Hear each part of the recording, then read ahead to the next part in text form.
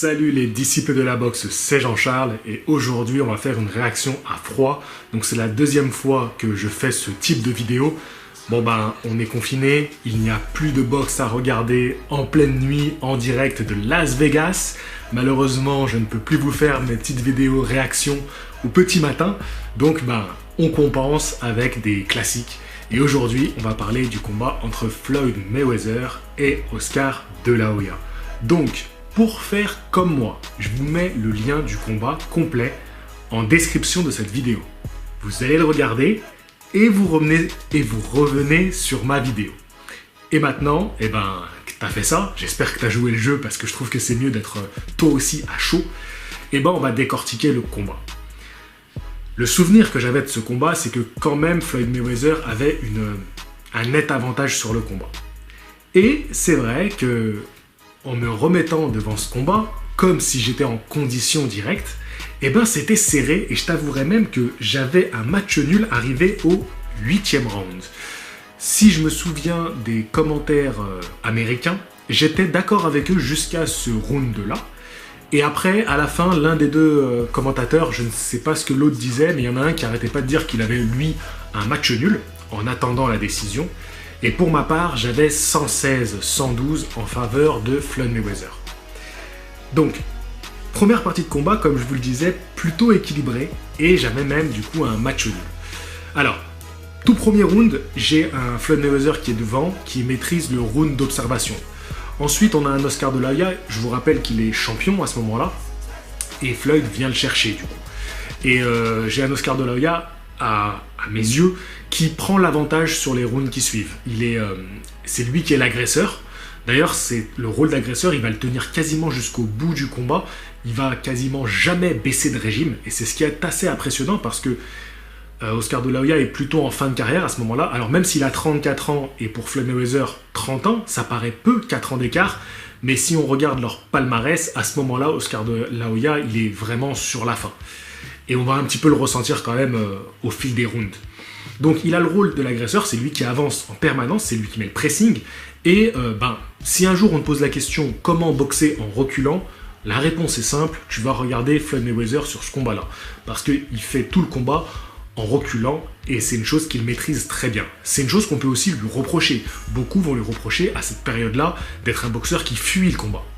Mais quand tu analyses quand même ce qu'il fait dans le combat, c'est lui qui porte, à mon sens, les coups les plus nets. Et il évite énormément de gros coups de la part d'Oscar De La Hoya. En réalité, dans les premiers rounds, les seules fois où Oscar De La Hoya va nettement toucher, c'est quand il réussit à saisir Floyd Mayweather et qu'il va le marteler au corps. Là, oui, les coups sont nets, mais si tu regardes l'ensemble du round, les coups portés, les coups les plus nets, les coups qui percent la garde ou qui rentrent dans les failles sont quasiment toujours donnés par Floyd Mayweather. Il reste à bonne distance, il gère très bien avec son bras avant et il rentre le bras arrière quand il faut. Il y a un tournant du combat qui est à peu près à la mi-combat, c'est là où les choses se distinguent, on va dire. Et il y a un round où Oscar De La Hoya va même un petit peu faire l'ascenseur, c'est-à-dire quand les genoux fléchissent un petit peu. Donc sur une attaque, Oscar De La Hoya, il attendait d'être suffisamment prêt pour envoyer des séries de coups assez longues. Ils avaient une différence de garde, une garde complètement opposée. Oscar De La Hoya, c'est une garde plutôt classique, avec les épaules enroulées, la tête rentrée au niveau du torse, les mains hautes et donc les bras en avant. L'espace que venait chercher Floyd Mayweather, qui lui a la garde, ce qu'on appelle la garde californienne, c'est une garde qui lui a rendu très populaire, avec le bras avant baissé, l'épaule qui vient protéger la face et le bras arrière au niveau de la joue. Et ce qu'il faisait, c'est que dans les moments où Oscar De La Hoya était suffisamment prêt, il rentrait à l'intérieur avec son bras arrière. Et à ce round-là, qui est round 5, il me semble, je crois que c'est le round 5, Oscar De La Hoya, le moment où il va faire l'ascenseur, c'est quand il va faire une entrée sur lui, où il va envoyer plusieurs coups, il va essayer d'envoyer plusieurs coups à la face. Floyd va l'attendre, il va le rentrer une première fois, qui ne va pas vraiment toucher, et la seconde fois, vraiment, Oscar, il vient quasiment s'empaler dessus. Ce qui est assez impressionnant de la part d'Oscar De La Hoya, c'est que même s'il est touché, qu'il fait un peu l'ascenseur, il continue sa série de coups. C'est-à-dire qu'il flotte, mais il continue sa série de coups. Ce qui fait qu'à ce moment-là, le public est à fond parce que le public était pro De La Hoya, et dès que De La Hoya faisait une série, dès qu'il faisait une action un peu importante, le public se mettait à hurler, ce qui était assez impressionnant, c'est vrai, et ça peut porter à confusion, et on peut penser que c'est Oscar qui fait les actions les plus folles, mais si on observe attentivement, c'était pas tant touché que ça. Les coups n'étaient pas tant portés que ça. En fin de combat, il va arriver sur des séries de coups à toucher Mayweather. Plusieurs fois, Mayweather va être bien touché, mais les derniers rounds, sur l'ensemble du round, Floyd domine largement. En fin de combat, je trouve qu'il domine largement. Dès le début, il est plus rapide que Oscar De La Hoya. C'est assez flagrant, la différence de vitesse. Mais sur la fin du combat, c'est encore plus net. Il a vraiment un temps d'avance sur son adversaire et presque tout rentre. Il a même quasiment plus besoin de faire des préparations d'attaque. Il envoie les bras arrière seuls, les uppercuts seuls. C'est une chose qu'il a très bien travaillé, les uppercuts. En début de combat, il désaxait pour rentrer l'uppercut du bras avant. Parce que comme je vous le disais, avec la garde de Oscar De La Hoya, il y avait une cheminée au milieu qu'il tentait de venir chercher avec des jabs et des accès crochet du bras avant. Et après, une fois qu'il s'était bien installé dans le combat, c'était même le bras arrière directement qui venait entrer dans le trou de la cheminée. Et ça portait ses fruits, c'était assez efficace.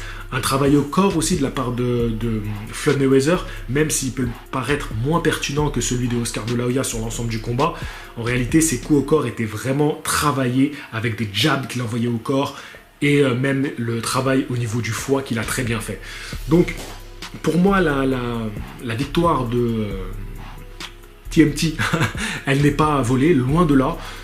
Ça se finit sur une split décision, donc une décision partagée, c'est-à-dire qu'un juge a vu De La Hoya vainqueur, 2 juges ont vu Mayweather vainqueur, donc au final, c'est Mayweather qui remporte le combat. Décision partagée, je suis un peu étonné quand même du juge qui voit De La Hoya devant, ça me paraît quand même un petit peu étonnant. Il fait un gros combat, il est champion, c'est un peu comme ça qu'il s'en défend à la fin dans l'interview d'après-combat, en disant oui, c'est moi le champion. Il dit aussi que Floyd Mayweather a fui le combat. C'est un reproche qu'on peut faire à Floyd Mayweather, mais pour le coup, sur ce combat-là, c'est efficace, c'est bien fait, c'est la boxe en reculant, c'est ce qu'il faut faire. Voilà, je vois pas d'autres choses à ajouter. C'est un combat qui est intense, c'est un combat dans lequel il y a un vrai engouement de la part du public, c'est électrique. Non, voilà, j'aurais rien d'autre à ajouter à part ce que je vous ai dit. J'espère que ça vous a plu. Pour le prochain épisode, comme je vous l'ai dit, je vous ferai voter, mais je vais vous demander de jouer le jeu et de me proposer des combats donc en commentaire de cette vidéo. C'est vrai que j'aurais dû vous le spécifier dans la vidéo précédente en me disant proposez-moi des combats. J'aimerais bien faire Chris Eubank Jr. contre Billy Joe Saunders, surtout qu'ils l'ont remis en ligne il y a quelques jours. Là. Je trouve que ce serait un combat intéressant à analyser. Proposez-moi d'autres combats, j'en prendrai 5 et puis je vous ferai voter la prochaine fois. Voilà, j'ai retrouvé un petit peu de patate pour la vidéo d'aujourd'hui. Celle d'hier, j'étais lessivé, mais bon voilà, je tenais quand même à la faire, à la sortir. J'essaie de faire une vidéo par jour, j'essaye de m'accrocher. Et puis voilà, dites-moi vous ce que vous avez pensé de ce combat-là entre le Golden Boy et Money Mayweather.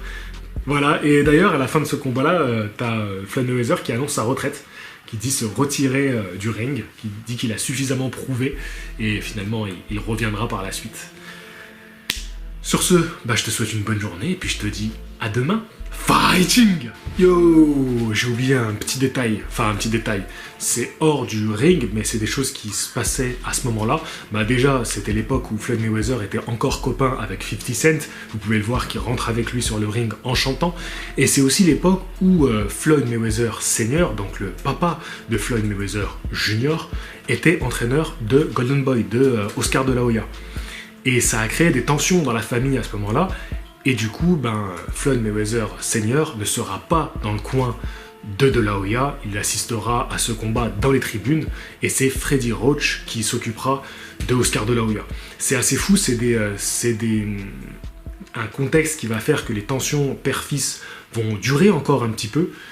En même temps, c'est assez fou, t'imagines ton père qui entraîne le mec que tu vas combattre, et qui possiblement peut se retrouver dans son coin. C'est-à-dire, il prépare le gars qui est censé péter la gueule à son fils, quoi. C'est quand même un peu chelou, l'univers des boxeurs. Donc voilà, c'était quand même quelque chose que je tenais à rajouter parce que c'est une anecdote assez marrante. Allez, ciao.